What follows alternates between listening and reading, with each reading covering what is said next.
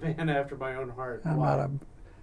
Well, I understand that they've agreed in principle that the Taliban should agree to collaborate in denying Afghanistan as a sanctuary for al-Qaeda, the Islamic State, other extremist groups, that the United States should agree to withdraw U.S. and NATO forces, but that this agreement is contingent on an agreement by the Taliban to begin negotiating with the Afghan government and to stop fighting while they do it.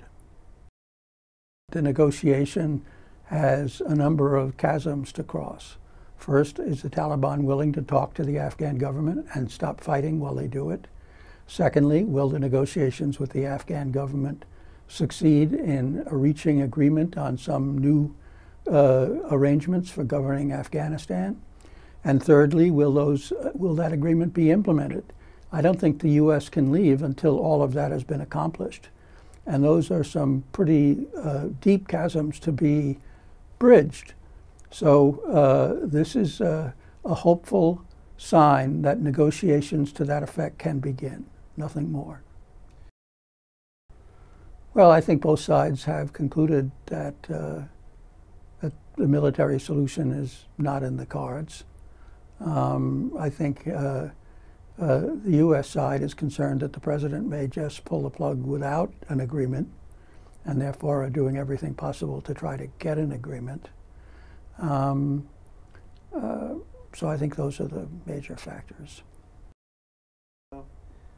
Well, we started negotiating with the Taliban in 2010, but it's been very intermittent, largely because we kept insisting that the Taliban needed to also talk to the Afghan government, and they have consistently refused to do so.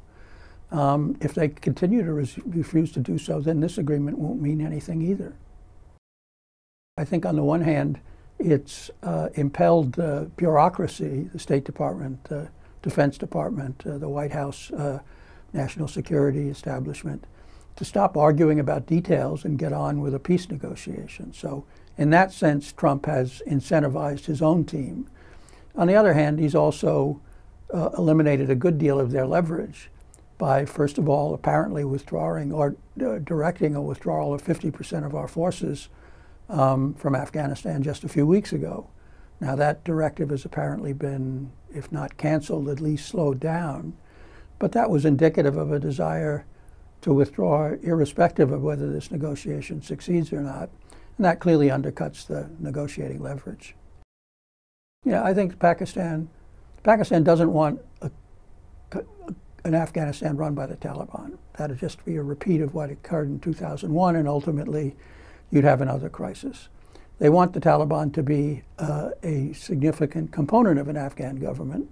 They feel that that will help protect their interests in Afghanistan. And so for that reason, they would prefer a negotiated peace than a continued conflict. I grew up in Brooklyn and went to Dodgers games in the Ebbets Field.